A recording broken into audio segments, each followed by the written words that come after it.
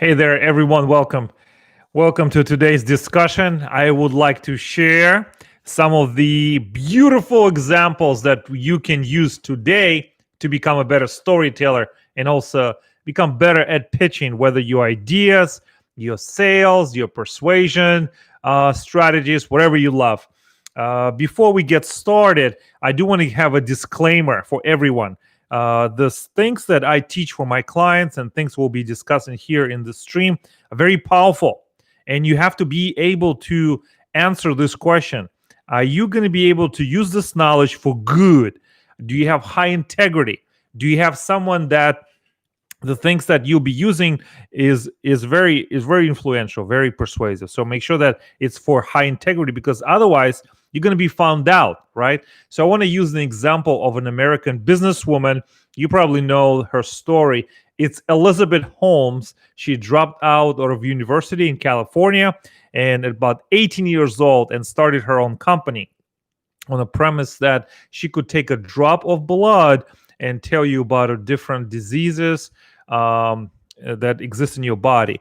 And she raised a lot of money. She raised a lot of money for in the funding, and she got a lot of investors. It turns out her claims were greatly exaggerated. You probably know who I'm talking about. Her name is Elizabeth Holmes, and she's a CEO, chairman, founder of a company called, not CEO, but she is definitely founder of a company called Theranos. Theranos is no longer operating in United States. It has been shut down. It's currently under heavy restrictions. So Elizabeth Holmes, when I've heard a few talks that she gave, and a lot of times when she was looking at you, and according to the documentaries, she didn't blink. Okay, that's one thing. But when she spoke, she lowered her voice. She lowered her voice in such a way that either to appear to speak with more confidence, more authority, and more credibility. So she learned these powerful techniques of persuasion and pitching, and she was able to convince the world that she is legitimate businesswoman and a legitimate idea. And when people ask her in a documentary about her on HBO, uh, does Elizabeth speak like this in real life to our employees and when she interacts with the team? And they said no. Was the show that when she speaks on stage, she can speak in such a way. And when you hear her speeches and her talks, she slows down. She slows down her pacing to make sure that every word is spoken with the greatest enunciation and with great power. So the skills that I teach for my clients and for myself are very powerful, because what we teach goes directly to the primal brain. You see, according to Daniel Kahneman, who is a Nobel laureate in economics just a few years ago, he has discovered that in our brain, the way we make decisions, there's two brains, right? There's a primal brain and then there's a rational brain. And rational brain is a newer layer of brain. They claim it's 5 million years old. And then the primal brain is 500 millions old. 500 million years old. And when we make decisions, primal brain is that large portion that's unconscious brain. It's quick decision making. It is designed for you to survive. Rational brain is designed for you to make decisions that think about past, present, and future. Primal brain is here right now. So persuasion, communication that is powerful speaks directly to the primal brain. And the way you learn how to do that is you have to be self-aware. You have to be self-aware how you show up in the world. How people, it's not what you say, it's what people hear. One of the very first exercises we do for every one of my clients is this. We ask them a question or maybe a series of questions, and we simulate very challenging role-playing scenarios where we put my clients in a very uncomfortable situations, so they're pushed to the edge of their ability. And when they're pushed to the edge of their ability, their primal brain starts accelerating and thinking and being activated. And what we do, we create questions and scenarios that pushes the primal brain to activate and to thrive. So that's probably the secret of our training, is that we go directly for the primal brain. We trigger with specific priming sequences how you cannot be afraid and move forward. Let's face it, right now we live in a volatile, uncertain, complex, and ambiguous world. So, in order for you to really thrive, in order for you to use your intellect, your emotional intelligence, and your adversity quotient, is to understand how you are showing up in the world, how to be self-aware, and then how can you be aware of others. A lot of times when I teach about emotional intelligence and the advances that we have learned, I hear a little bit of hesitation. I hear a little bit of a pushback. But the truth is, if you learn to be self-aware, if you take time for deep reflection, deep understanding of who you are, what's important to you, what kind of, you can have your emotions or your emotions will have you. If you don't know how to manage them, acknowledge them, label them, and put them and be a wrangler of your own emotions, you will basically create a downfall. You will sabotage your own success. So once you learn your own awareness, you can then become a pattern recognition machine in others. You'll be able to relate to others faster, better, more accurate. So that's the power of emotional intelligence and primal brain training. So don't be like Elizabeth Holmes. Have integrity and speak to the primal brain with higher level of honesty and truth.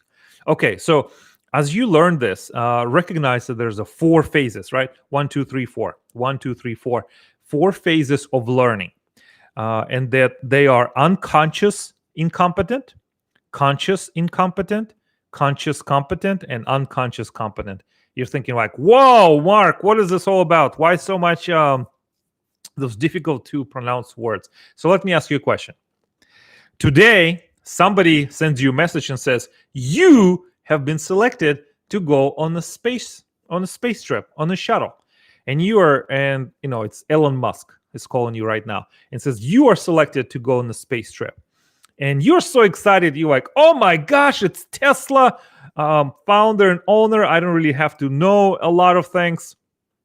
All I have to do is just push the button and go into space. So you don't even know the things you don't know. You don't know physics. You don't know applied materials. You don't know chemistry, but you're so excited. So you are blissfully unaware. You are unconsciously incompetent. And then in a few hours or a few days, you realize, holy moly, I'm going to space. And there's all this equipment. There's so much firepower. There's so much going on. Then you are becoming aware painfully, horribly, how consciously incompetent you are. Okay, so you started blissfully unaware, then you are settling in, you becoming aware how consciously incompetent you are. Then you start reading books. You start taking classes on LinkedIn, online, with YouTube, with Elon Musk University or whatever he's offering, and you starting to study. You study your tail off until you recognize and become consciously competent. You know how to operate the spaceship. You know how engine works, how gravity works, how applied materials work. And then only after a lot of study and a lot of practice, you become unconsciously competent. Unconsciously competent is what I call muscle memory. It is what I call when you sit into that seat, you go into space, you know what buttons to push, you know what kind of processes are happening. You are on your way to mastery. So remember, if you want to be a good pitch person, you want to be a good persuader, a good speaker, it takes time. It takes effort.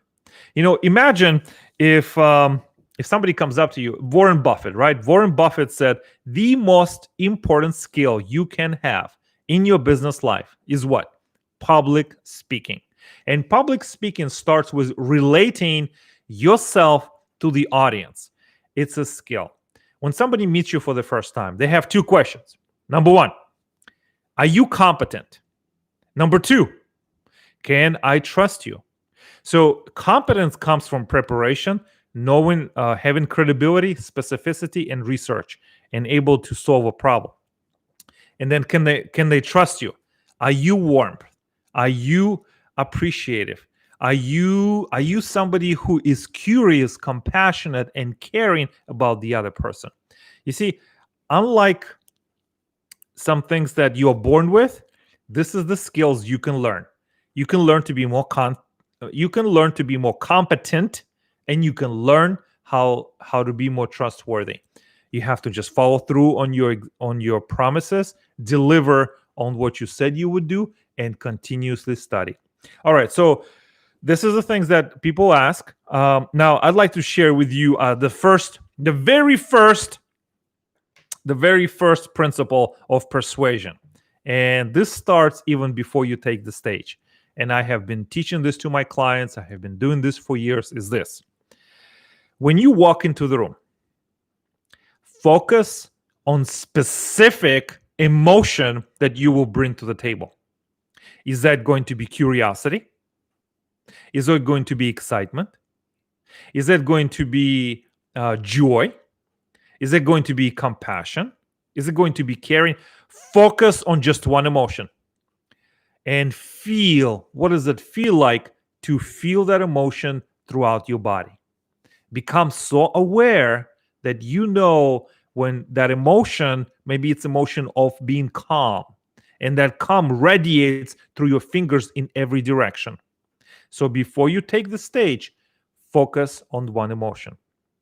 What will happen is you, with every step you take, with every stride up the stairs, into the room, into the doorway, you will become focused. And when you become focused, you become irresistible with your messaging to your target audience. A lot of times when people are asked to present, to pitch, to negotiate, their minds and their thoughts are all over the place. And that is the exact wrong way to approach this key moment. In a key moment, you have to show up as your absolute very best. You don't have to show up in every moment, but about 20% of your week, 20% of your month, there's key conversations, key opportunities where you have to show up using your entire brain, your entire presence, and be here now. So that's one of the things that I'd like to offer you is before you take a stage for an important negotiation, for an important presentation, an important pitch, focus on the emotion that you want to bring to this conversation. And also stay open, and also understand what is the objective for this conversation, for this pitch, for this interaction. What is the next action you want your audience to take?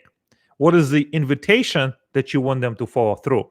Once you have those things in your mind, you can keep going and keep building. I hope this helps. I will be continuing on this topic of persuasion and influence pitching, so you can become irresistible with your message, and not just irresistible, but successful every time you are communicating and messaging. Now, remember, there's people right now who are watching this, or maybe who are watching you, who don't have the qualifications that you have. They don't have the experience that you bring to the table. Yet these same people are living the life you can only dream about. The only difference is they took imperfect action now. They realize that it doesn't have to be perfect, that it doesn't have to be the best, and they took action. So what are you waiting for? What action are you waiting to take to get to where you need to go, and do it right now? Thank you again for watching. Thank you again for sharing. Make sure you leave me a comment. Tell me where you're watching from, what kind of business challenges you've been working on. I love to answer your questions, and I will be in touch with you. Also, share, like, subscribe to my page, and share this valuable information with everyone in your world who you care about. Thank you so much. I'll talk to you soon.